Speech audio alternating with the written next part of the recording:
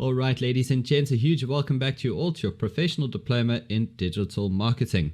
Right, so in today's lesson, we're going to discover how we can effectively reach our target market. It's going to be a very exciting lesson for that very matter. And for that, of course, we need to find out who our target market actually is. Let's have a quick look at what we're going to be learning today. So by the end of this lesson, we'll be able to define your target market. You'll be able to develop buyer personas for your business, and we'll also be able to get to know some marketing funnels, and we'll be able to pick up on how to pick the right channels for our marketing efforts, which all aligns those aspects together. It's very important that we consolidate this information into one holistic understanding. Right, we're going to be getting into target audience to kick things off. And before we go any further, we do have to ask ourselves one question. What is a target audience? So your target market is a group of people who could benefit from your product or service, whereas your target audience are the people that you're actively trying to sell to. So there is quite a bit of a difference between the two. Those terms are things that will come up quite a bit, particularly a target audience, as we're focusing more on paid media. But that is important to know, as we don't want to forget about the entire market, right? We don't want to forget about the entire market because essentially we are marketing to the entire market. We're just trying to segment it to the best of our abilities. But just segmented parts of it is what matters to us right now, because we're focusing on a small hand group of individuals that we can perfect our understanding of and obviously direct our advertising to properly to be efficient and effective in our efforts. That's what's so great about digital marketing. We can be a lot more specific about who sees our advertising. Let me make this a bit clearer for you. Imagine you're putting up a billboard in a location of your choice. You can choose where it's displayed, but everyone is going to get the opportunity to see it. In digital marketing, you can choose the placement. Say if you want to place some banner ads on a website, plus you get to choose what type of people are going to be seeing it. These would be your best target audience, right? Obviously, the ones who go to certain websites. They have a set of characteristics that are defined by you, and you would generally pick up on the ones that you think have the highest performance. But I'm getting ahead of myself here, so let's start off a little bit more simpler. So step one is to ask yourself, what problem is your product trying to solve? Right? Before you start thinking about how you're going to place your banners, what websites you're going to be starting to look at, what problem are you trying to solve? That's what you first need to think of right away. If we want to go through a few examples, let's say you're a restaurant or restaurant owner, right?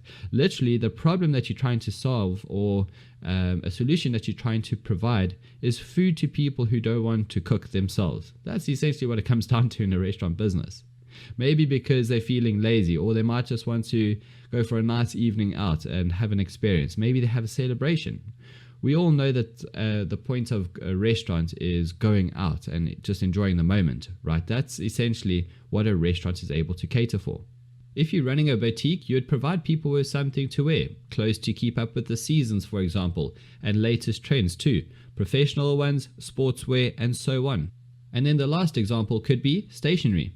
So if you own a stationery shop, you solve the fact that people need to take notes, just like you're supposed to be doing right now. Wink, wink. You know, they need to write. They might need some office supplies, and they might want to do some arts and crafts. In fact, it might be required of them depending on what grade they're in at school or university, right?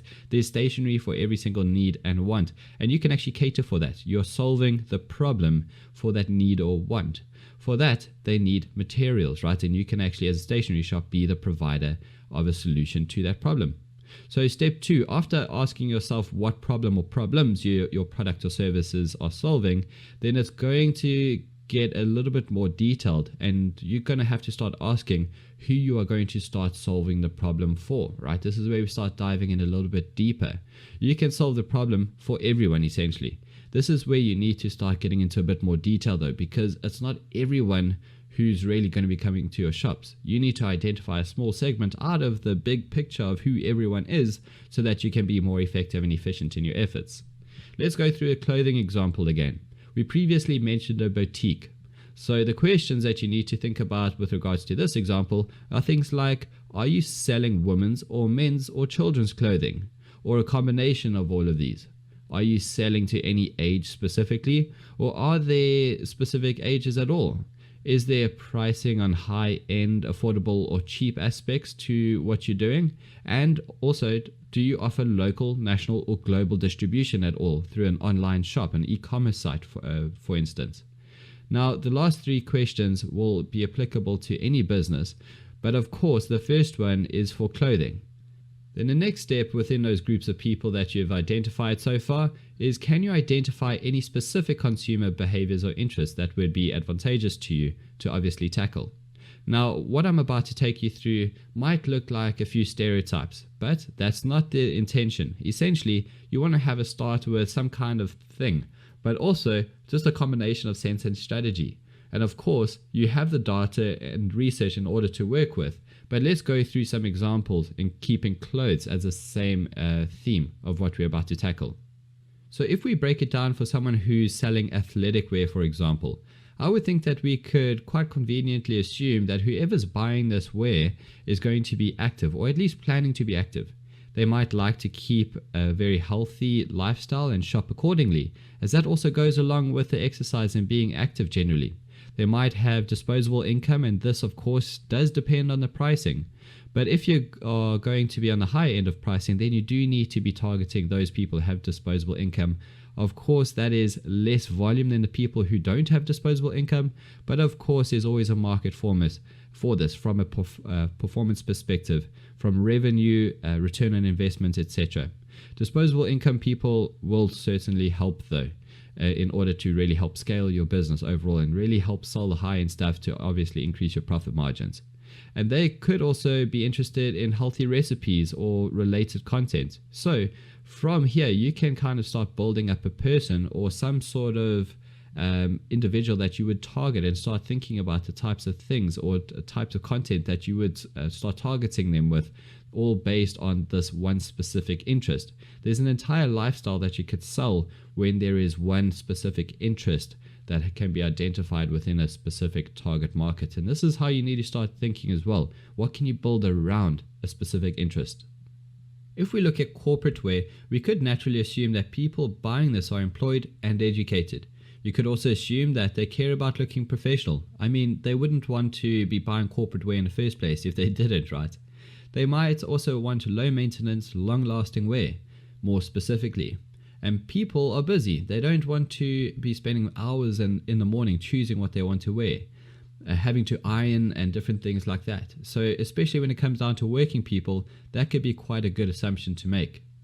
If we look at maternity wear, then obviously we can naturally assume that the woman is pregnant, okay? They are searching for and purchasing baby goods. They are willing to spend money on quality and comfort. This matters to a woman going through a pregnancy. And they might be looking at a new home or a new car too in order to suit this new adjustment to their life. Pregnancy is actually one of the defining moments in someone's life. There are a few things like moving to a new house, having a baby, getting married. Those are key points in someone's life. And actually, research is showing that these are the times where people are most likely to change their minds about something that could be quite impactful to their overall longevity or how they spend the rest of their lives. I think that just because they are going through such a major life change, they are questioning and looking at all the options. So yes, just a bit of interesting information on pregnancy here, but also just think about how that impacts the bigger picture, because you might not only have a limitation to selling pregnancy wear, you could sell a lifestyle that goes with that, as well as the adjustments that could link quite well hand in hand.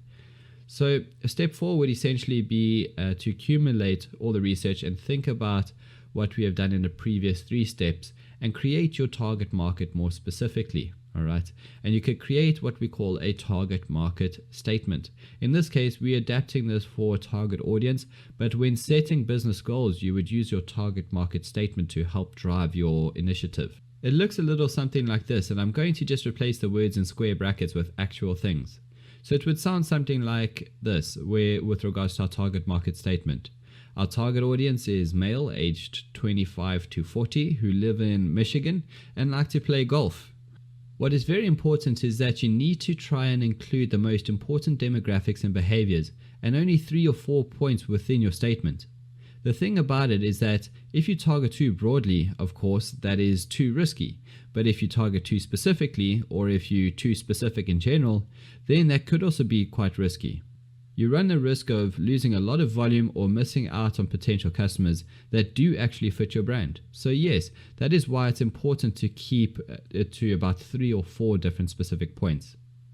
And some important things to remember as well is that if you're providing more than one product or service, a target market should be defined for each offering. You might find that even though the specific products or services are quite relevant to one another, that you have a different target market and therefore different target audience that you need to focus on. So that's quite important to remember. Your target market and your target audience will differ, as your targeting options won't always fit your exact market. And here I'm referring more specifically to the paid media. That is the main focus of this course. In terms of organic and things like content marketing, then of course, the content or ads that you're creating, you're not paying for them, but the way that they've been written is supposed to speak about your target audience. There are some free resources for research. Many of them are actually paid and really only available to businesses that can spend a lot of money. But here are some free options that you can take note of right away. As a new business or small to medium-sized business, this can be very helpful, so please do take note. First of all, there is Google Trends, and this is something that you can Google very easily to find a link to. And I've also included it in your summary notes so that you can take advantage of it right away. And this is where you can see how often a search term has been entered over time. So what you can do is look at the various topics or specific keywords and see how popular they are in your area or the area that you are wanting to target, just to get an indication of actually how many people there is a need to actually target for your product or service. And then there is keyword research, and this is something that we'll be spending a bit more time on as we progress and look at Google Ads later on in this course. But this is where you would see who is bidding on your relevant keywords as well as get volumes. So monthly searches of certain keywords that are related to your business essentially. And then we have social media presence, and this is something that you can view on a company's page. You can view competitors' activity as well as current ads being promoted. So if you go to a competitor's social media page, I'm specifically referring here to Facebook, then you can actually go and see in a tab all the ads that are currently running on that competitor's page. And that is a great way to actually see what they're actually doing without having to pay to find out what's actually happening in the back end. And of course then we have owned data that you have. Whether it's in the form of site tracking or email sign up, etc., that is the perfect resource when it comes down to marketing analysis. So you could do that with your own data and whether you have a report in place. Again, if you guys have own data, what platforms do you use? I'd love to know. Do you use Salesforce at all, or Marketo, or do you use MailChimp? If you haven't heard before, MailChimp is a simple emailing platform that you can use for bulk emailing. It's very useful. SharpSpring as well, also a part of the big list of things that have been used for many years to help scale businesses and the effective efficiency with regards to communications and measuring data and storing it too. There are so many that can all provide you with a huge amount of data to do something with. Moving on to our buyer personas, this is where we're going to get a little bit more specific in terms of defining our target market. All right. A buyer persona is a fictitious character that represents your typical target customers and is based on comprehensive audience research. In simple terms, they're basically a representation of who your customer is, their characteristics, what they like, what they don't like, and how they spend their day, what type of lifestyle they lead, etc., etc., etc. Essentially, how can they help you? That's a question that we want to be asking, right? We're trying to figure out what the problem is. Remember that. Well, if you clearly defined your target market and your customers, you can customize your communication across all channels so that it's actually more personalized and relevant to them. Of course, that will improve performance hugely, as I'm sure you can imagine. This insight allows you to increase performance of your segments with marketing campaigns and content that is specifically more communicative with your market. So whether it's organic or paid media, these things can certainly help. Now, just to make it a bit easier for you, Because this part can be quite fun, let's take a look at our potential buyer persona for custom comfort. Our business that supplies customers with luxury custom-made sofas is now going to be forced into another example. We're going to know custom comfort inside and out by the end of this module. Now, we're only going to be doing this for one, but you would have several different buyer personas for your product, and usually you would also base this on data. But if you're a new business, it would be a little bit of a guesswork to get started. Anyway, here it goes. A simplified version. Meet Elegant Elizabeth. Alright, she is a 42-year-old married lady with no kids. She works in a management position and has an income of about $100,000 a year. And she is elegant, likes luxury and tidiness. Alright, so I'm sure you're already imagining what this type of buyer persona could be, but let me break it down in a bit more detail. She browses the internet to look for recommendations and is somewhat active on Facebook and LinkedIn to stay in touch with friends, but she does not spend too much time online. She is looking for a spot to relax after a long day of work, ideally together with her husband. She likes the feeling of luxury and is looking for products of quality and durability. She needs stability in her life. I mean, who doesn't, right? Her challenges include her long days and is not having enough time with her husband, who is also working long hours, and she does not like the feeling of an empty house when he comes home after her. Essentially, she is worried about keeping the spark alive in a marriage, and she cares about appearances, so wants to look put together all the time. Now, again, it's quite of a simplified version of a buyer persona, but there's lots more things that we could take into consideration. With time, you'll also be able to base these on data as we go along throughout the course and get a little bit deeper into measuring our marketing efforts. I know this can sound super cliche right now, but this is essentially what we'd be doing. We're making up a person based on the data that we have. Of course, your data will not give you all the information about exactly what people want to get out of a product or get up to, or what they get up to throughout their long day. But you can find out what the gender of the person is, the traffic source that they're coming from, the age, their income in some places, and also whether the users are more active than others on different platforms. It all depends on the platform that we're using to manage and monitor these metrics. But, however, we spoke about the different metrics and monitoring tools in the previous lesson, and it's up to you to make sure that you start assessing that information correctly. If you have the information available to you, it's going to be absolutely worthless to you unless you actually put in effort in assessing it. We just want to create these buyer personas so that we know exactly what our customers actually look like, because by doing so, it's going to be a lot easier to actually position ads or even our products or services in front of them, so that we can target them with the right messages and use the right knowledge that we know about them to create the right content. It's all about just being efficient and effective in our efforts. If we look at some free resources for creating buyer personas, there are quite a few. Of course, there are also third-party software or software as a service, which we mentioned in lesson 1, and various other page tools and companies that you can pay to do the research and create buyer personas around too. But when it comes down to small and medium-sized businesses, it's not so realistic.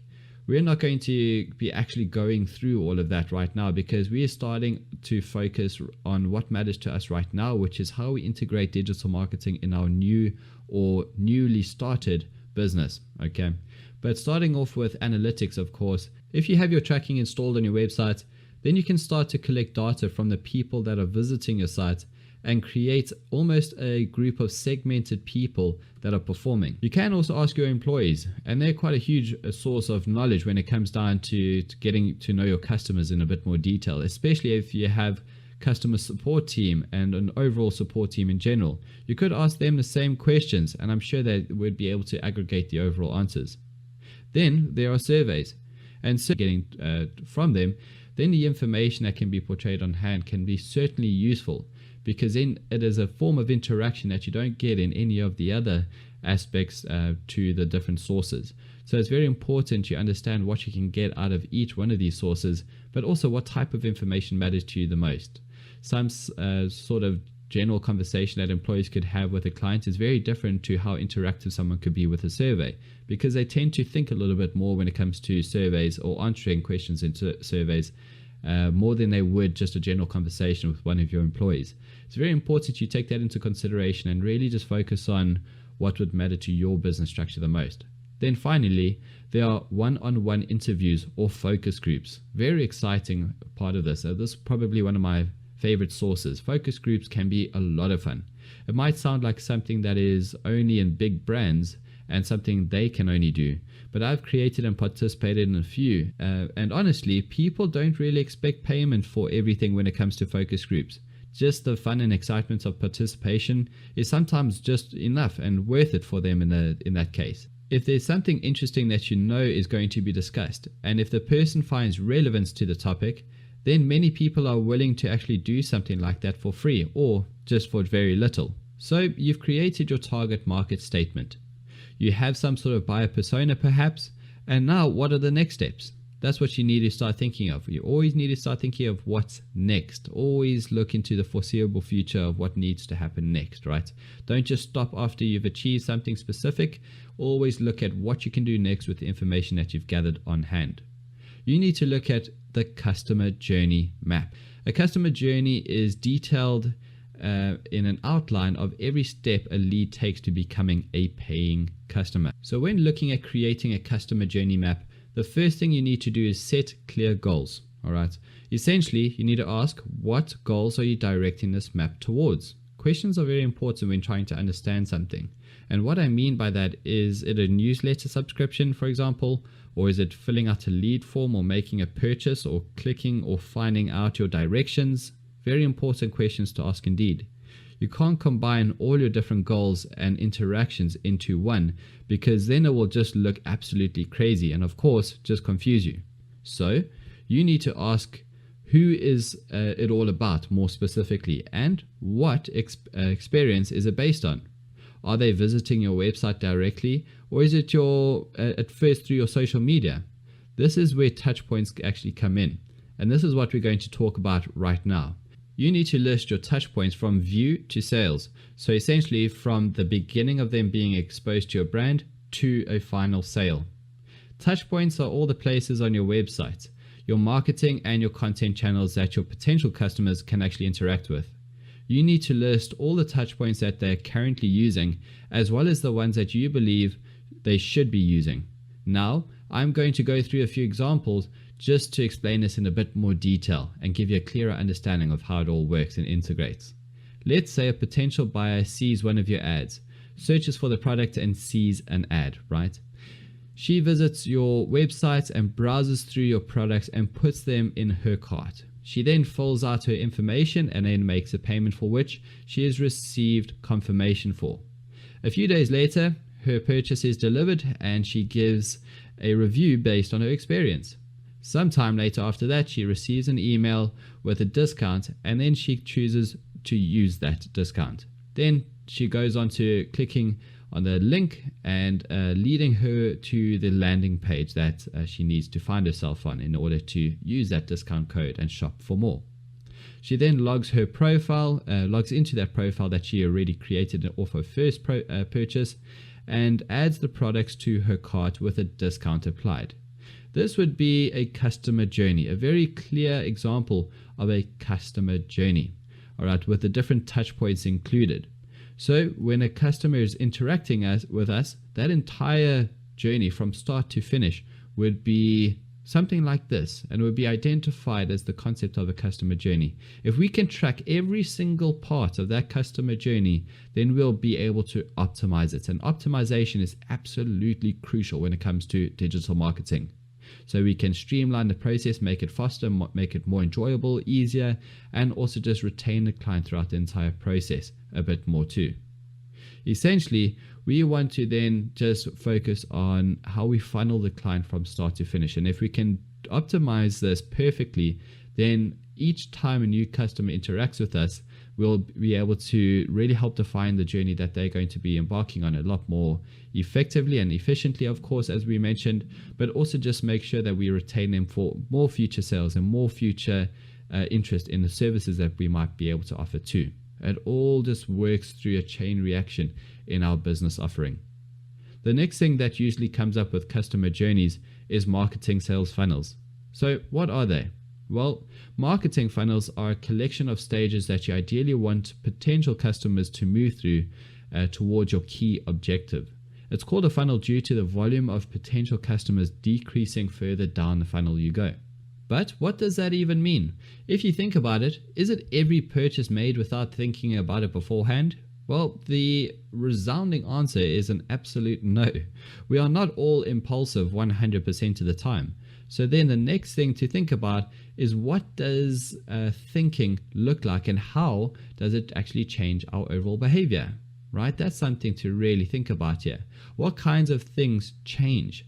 Well, firstly, information that we look at actually changes. How we look at it changes too. And then where we look also changes.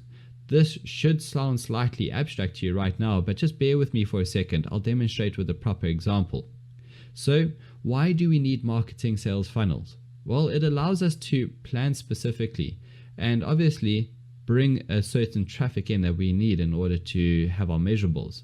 But how we manage leads to how we'll convert those leads into customers. And obviously, how does it allow us to do that? Well, it enables us to serve different content relevant to the behavior of the person when they're in those different phases. It enables us to optimize our communication methods and therefore adapt targeting strategies. For example, you might see that there are many people in the awareness phase, but you're not actually converting them down the line into the sales phase. Because you have these different phases and these different strategies in place, you should then be able to start pinpointing where there might be potential issues. This is what this data really helps with. I just want to bring this up again because it's going to come up quite a bit. What is conversion? When we speak about conversion itself, what is that exactly? Essentially, with regards to marketing more specifically, a conversion happens when a site visitor completes a desired action, for example, submitting a form or making a purchase. And then there will be different conversions based on the phase of the funnel that someone is in. So just remember that. We'll go through those a few examples very shortly, and obviously in a bit more detail as we progress throughout the course. Let us start with AIDA, or AIDA, all right? This is the traditional sales funnel that was created in 1898. Yes, as far back as that. So quite a long time ago. And it's not the only one, but it's still quite a common method. With AIDA, there are 4 stages to a sale. We're going to go through some of them and obviously explain which examples of what potential customers would do in each stage. First of all, we have the awareness stage, of course, and that's the starting point. Then we have the interest, desire, and obviously action phase. Now, with regards to awareness, someone in that phase might be just seeing an ad. They might be just reading a blog post or interacting on your social media.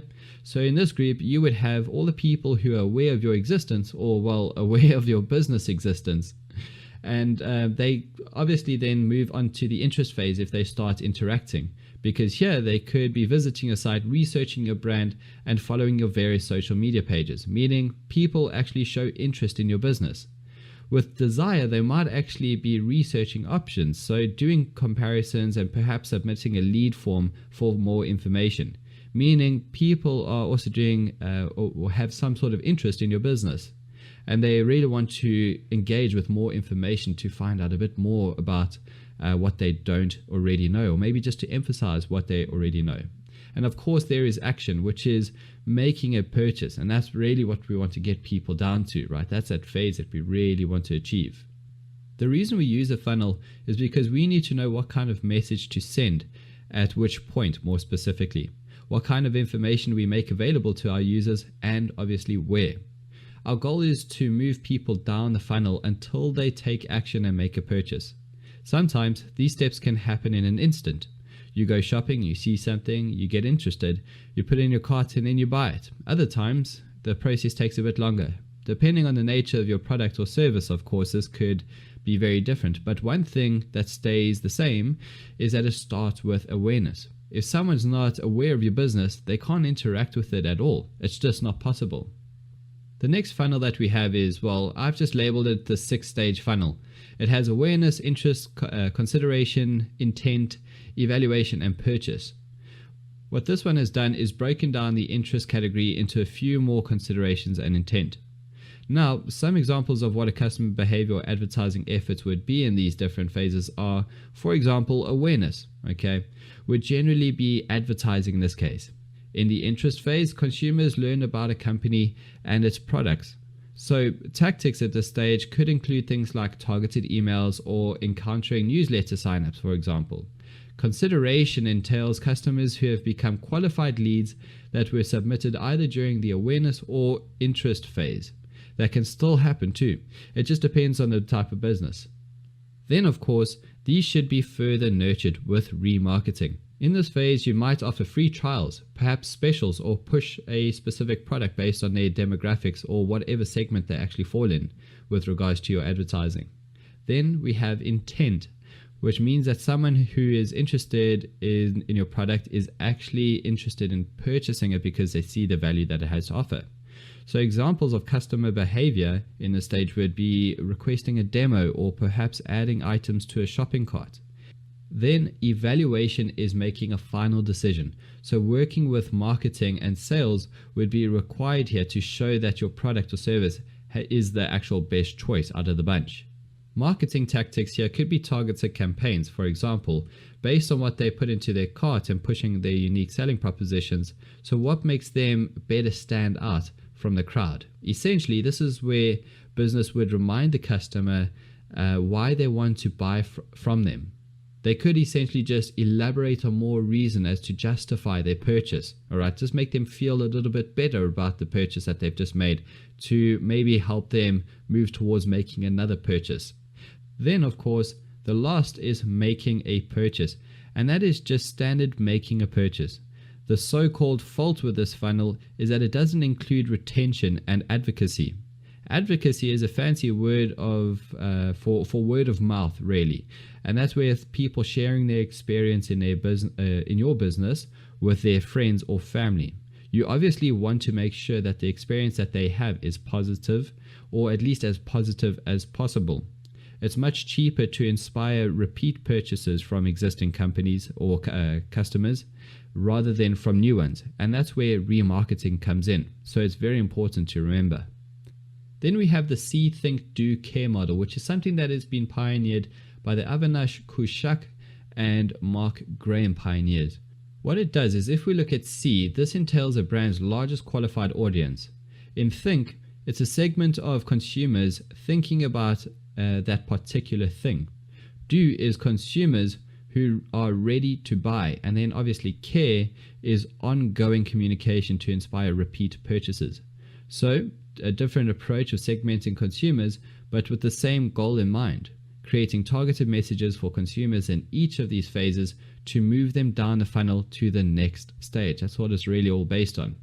Another funnel I'd like to show you is the VAC or VAC, which stands for View, Act, and Convert. All right, that's View, Act, and Convert. This is what we call performance-based funnel.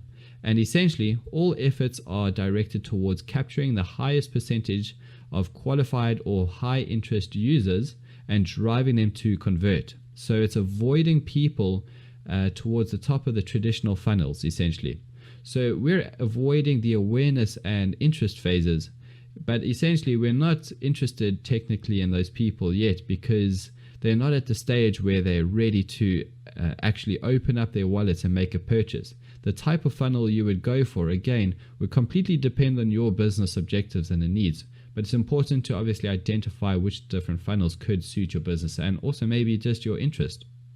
What this means is that optimizations are performed based on data, essentially. That's what it comes down to. You only target the highest qualified audience, and all tactics are geared towards closing a sale. All right, always be closing. That's what it comes down to. Basically, it's not the spray and pray method that Ada advocates. This does seem to go against what you think Do and Care promotes, but with a performance-based model, you would be including existing customers. They would also be forming a part of your retargeting strategies. You may be asking which funnel is better, and the answer to that is a very subjective answer. What I can tell you though is that performance-focused funnels prioritize conversion. And what that means is that we have a detailed retargeting strategy. We have a low priority on vanity metrics, And vanity metrics are the things essentially that we can't really do anything with. For example, impressions. We can't take an action based on impressions, ladies and gents. Please always remember that. Then upper funnel goals are tracked but not really reported. So of course we do monitor them because we are aware that from those different phases, people then do move down from to the performance focused phases. So the do or act version of the different funnels, but we don't report on them. We don't take credits on those goals because they haven't actually got anything to do with our campaigns. It's quite important to remember that as we progress. Then other funnels, they prioritize all objectives. So there's generally a detailed content strategy because that is generally what is required when you're trying to target people in the upper funnel. They're looking for information. That's what it comes down to. So you'll need to be able to provide that information too. Then there is generally a wide channel use, just because you're trying to reach people in all of the different phases. There's also generally a big budget involved, so you can afford to use a wide range of channels.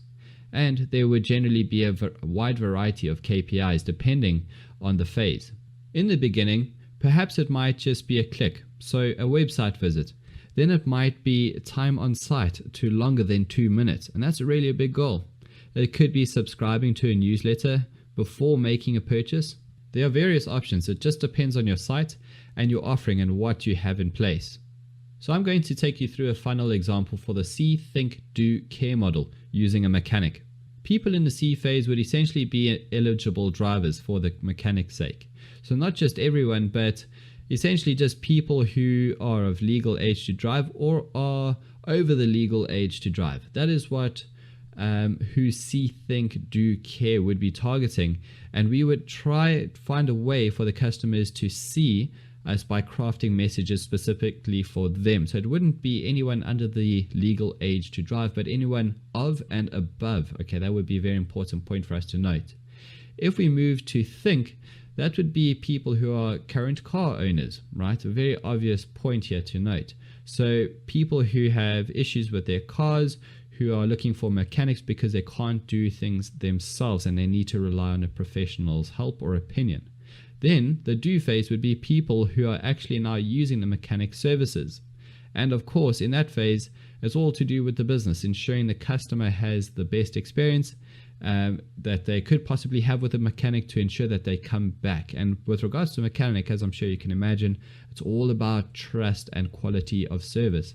And that is where Care then falls in, because you would then want to retain the client with good communication and obviously world-class service so that they can actually come back and obviously refer you to other people as well. That referral part is so vitally important, and we can only do that if we obviously take proper care of the people who come to us, especially if you're a mechanic, as I'm sure you could understand. Let's take some time to think of an example about a mechanic, but rather apply it to a different type of funnel, a performance-based funnel, or on a VAC or a View, Act, Convert approach. Right, people in the view phase would be people who are looking at car services or mechanics, right? So not just all eligible car owners, but people who own cars who are now looking for services and repairs because they know at some point in time, if not in that very moment, they're going to have to engage with them. So they're just trying to prepare or obviously act accordingly. These are the ones that we would be targeting, and in this case, crafting messages to. The act would of course be people who are either submitting a lead or making a phone call. So they would be contacting that mechanic specifically. And then convert would be the people who are using the mechanic services. And again, the same thing applies here. It would be then up to the business to ensure that they are receiving as amazing of an experience as possible during this stage. So let's say you choose a sales funnel that you're comfortable with. You've broken down all of your potential or existing customers into different phases and determined how you are going to communicate or target them differently within those different phases. Now, what if that doesn't work? Because it doesn't always work, and you must be comfortable with understanding that, or at least it doesn't always produce the desired result that you anticipate. It might be working, but not as well as you actually want it to. Then you're going to need to look at your customer journey, and we spoke about that earlier on, in order to make sure that it is properly optimized. Remember, the difference for a customer journey is detailed in every outline of the steps that the customer takes to becoming a paying customer. Whereas the marketing funnel is a model that businesses use in order to market to people at different stages in their buying cycle. So the goal is to craft a message depending on what kind of phase, you could perhaps even say mindset in this case, people are at with regards to the business. It's very important that we understand that big picture. So let's take an opportunity right now just to recap on what kind of channels we actually have before deciding on what channels to focus on. So first up, we have our own websites, and that's basically our home in the digital space. Then we have social media, and nowadays we can see clearly that social media is not just a trend, it is here to stay. And I hope that you remember all the different platforms that we have here, such as Facebook, YouTube, Instagram, and so on. If you need a reminder, then please don't hesitate to go back to lesson 1 and just recap on what we spoke about there. And then we have PPC, which is pay per click advertising, which you will find for search engine marketing and also on some social media platforms such as Facebook. The next channel that we have is email. And then of course we spoke about affiliates. Remember, these are basically partnerships. That's what it comes down to. They are essentially partnerships, similar to influencers, but not exactly the same. But don't worry, we'll go into that in a bit more detail as we go into the next module. Then I'd just like to mention that there are 2 more channels that we haven't really spoken about so far, which are apps. So yes, the ones that you install on your phone that can be quite useful for ease of access and communication from business to client or potential customer. And then last but not least, we have SMS. And these are direct messages that are sent to your phone from the business to obviously give updates and provide some insight into what promotions might be happening, or obviously some updates with regards to your current membership with that company, which can obviously be used really aggressively or very lightheartedly. But again, you don't want to really come across as spammy. So that needs to be well orientated and well thought after before implemented. And again, something that we'll speak about as we progress into further modules. So ladies and gents, once again, we have reached the end of this lesson, which is lesson 4. We have 4 more lessons to go until we reach the end of this module. All right, until we chat again, I'll see you in lesson 5. Take care.